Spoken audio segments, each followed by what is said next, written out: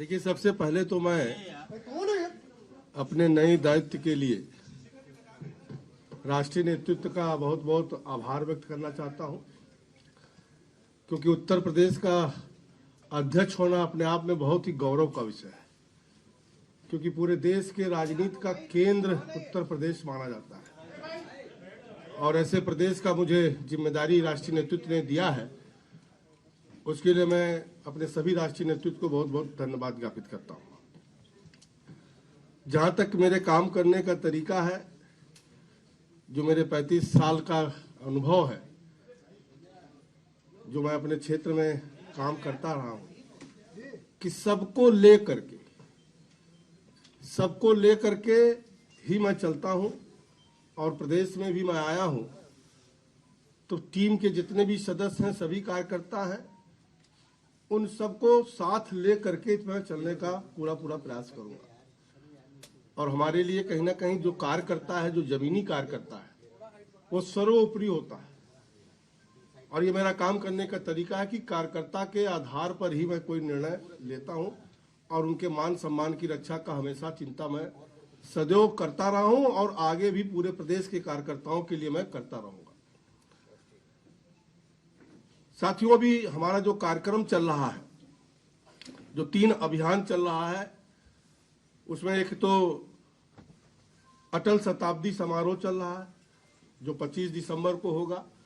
और 25 दिसंबर को अटल जी का जन्मदिवस मनाया जाएगा। 24 तारीख को उनसे संबंधित स्थलों पर स्वच्छता की जाएगी, दीप प्रज्वलित किया जाएगा। दूसरा हमारा, और 25 से 31 तक सुशासन दिवस के रूप में, क्योंकि अटल जी ने एक सुशासन जो कायम किया था, चाहे अपने समय में उन्होंने आम गरीब के लिए सब्सिडाइज राशन की व्यवस्था किया था, केसीसी कार्ड का निर्माण किया था, गांव में भी सड़क हो, प्रधानमंत्री सड़क का निर्माण किया था, देश में स्वर्णिम चतुर्भुज योजना के माध्यम से उस समय जो उन्होंने शुरुआत किया, तत्कालीन प्रधानमंत्री हमारे इसको और आगे बढ़ाने का काम कर रहे हैं कि आज पूरे देश में 4 लेन हो, 6 लेन हो, एक्सप्रेस वे हो, उसका जाल बिछाया जा रहा है। ऐसा 25 से 31 दिसंबर तक सभी विधानसभाओं में अटल स्मृति सम्मेलन कराने की भी योजना हमारी पार्टी की है, उसको भी हम लोग कराएंगे।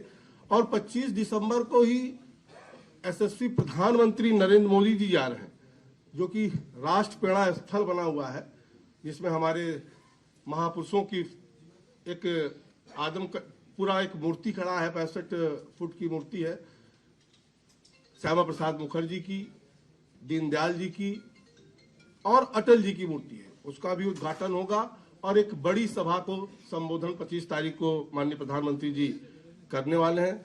दूसरा हमारा जो योजना चल रही है, जो कार्यक्रम चल रहा है, वो वीर बाल दिवस का।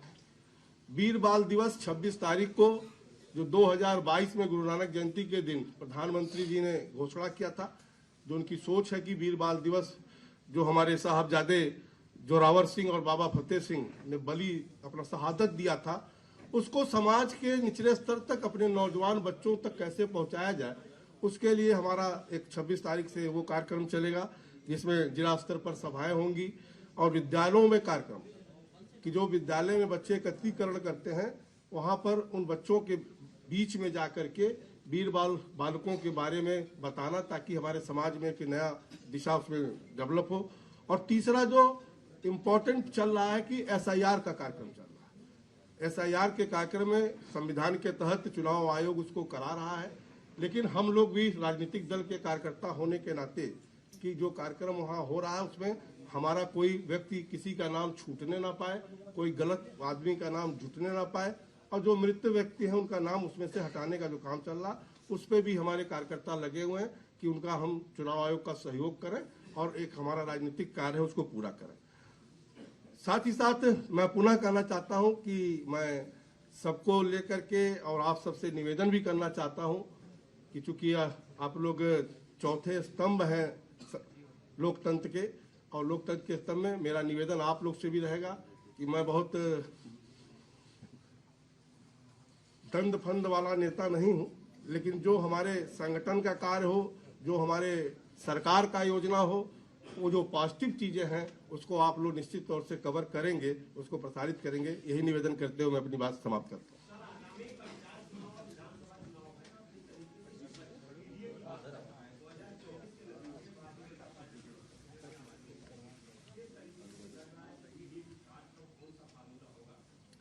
देखिए, पीडीए का पहले तो मतलब हालांकि उस समय समय पे सपा वाले बदलते रहते हैं, लेकिन मेरे समझ से पीडीए जो है ना, पारिवारिक दल अलायंस है।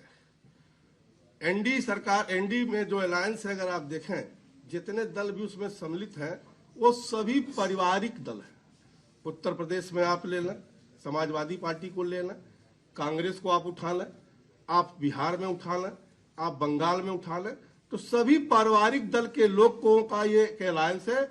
और जहां तक पीडीए का सवाल है, जो बार बार ये पीडीए की बात करते हैं, अगर आप देखें तो 2002 में, 1992 में समाजवादी पार्टी का रजिस्ट्रेशन हुआ है, पार्टी आई है। और अगर आप देखें तो 1984 में ही कल्याण सिंह को हमारी दल ने नेता विरोधी दल बनाने का काम किया था, और 91 में कल्याण सिंह को मुख्यमंत्री बनाने का काम किया था। और लगातार 3 मरतबे अगर आप देखें तो देश के यशस्वी प्रधानमंत्री नरेंद्र मोदी को लगातार 3 मरतबे प्रधानमंत्री पार्टी ने बनाने का काम किया है। और 2012 में जब फिर नया मुख्यमंत्री चुनने का अवसर आया तो अखिलेश यादव को मुख्यमंत्री बनाया गया, जबकि उस समय आजम खां उनसे वरिष्ठ नेता थे, लेकिन उनको पीडीए नहीं बनाया गया। और पीडीए का जहां तक सवाल है, केवल एक परिवार के लोगों को ही पीडीए का मतलब समझ में आता है।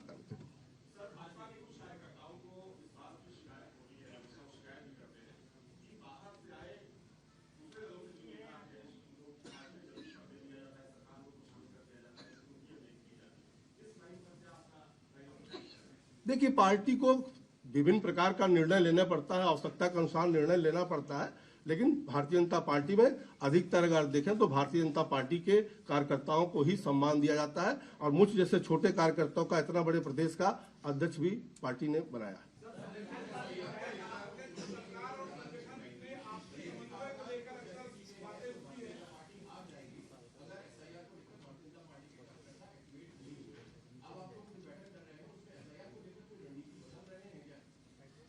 देखिए, भारतीय जनता पार्टी पहले से ही एसआईआर पे शुरू से ही काम कर रही है। मुख्यमंत्री जी ने कहा कि निश्चित तौर से कार्यकर्ताओं को थोड़ा उत्साहित करने के लिए भी और काम तेजी से किया जाए, उसके लिए मुख्यमंत्री जी ने कहा है, और हमारे कार्यकर्ता सब जमीन पर लगे हुए हैं।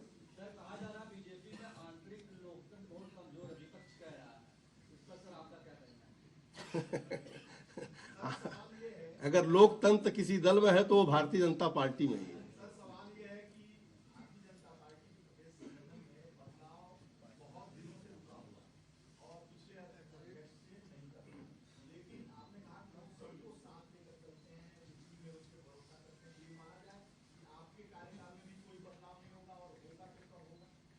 देखिए, भारतीय जनता पार्टी में कहीं ना कहीं समय समय पे बदलाव भी होता है। आवश्यकता के अनुसार कार्यकर्ताओं को कहाँ एडजस्ट करना है, लगाना है, ये निर्णय होता है। अभी मैं चार्ज लिया हूं, मैं सबके साथ बैठूंगा, बात करूंगा, जैसी जिसकी क्षमता होगी, आवश्यकता होगी, उस हिसाब से टीम के गठन होगा।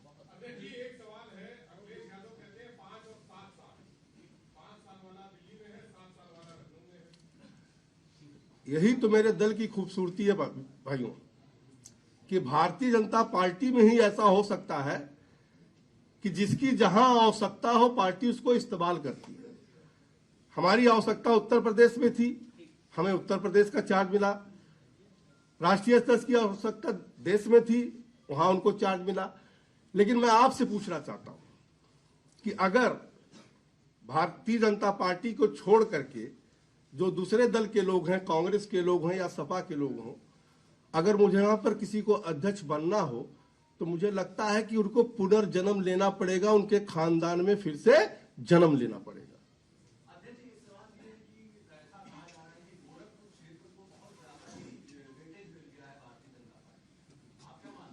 देखिए, भारतीय जनता पार्टी, मोदी जी चाहे हो, चाहे उत्तर प्रदेश की विषय हो, हम लोग पहले से भी कहते हैं सबका साथ सबका विकास, और पूरे देश के हर कोने हर जगह का कहीं ना कहीं हमारा नेतृत्व उस पर फोकस करता है।